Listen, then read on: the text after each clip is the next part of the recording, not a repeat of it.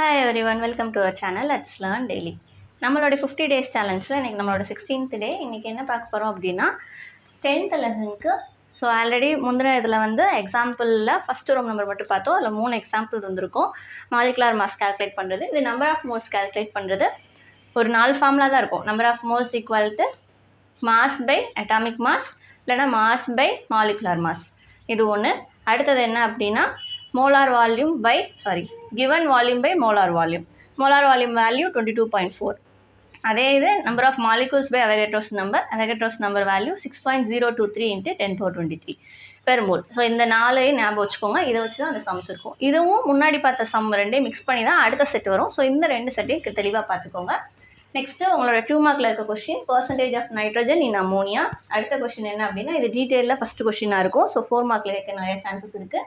Number of water molecules in 1 drop of water which weighs 0.18 gram. So இந்த question. Next calculate the number of moles. Example sum பார்த்தோம்ல அது ரிலேட்டடான some தான். 27 gram of aluminium.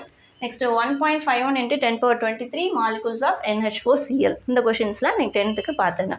So சம்ஸாக தான் இருக்கும். So அதை செஞ்சு பார்த்துருங்க.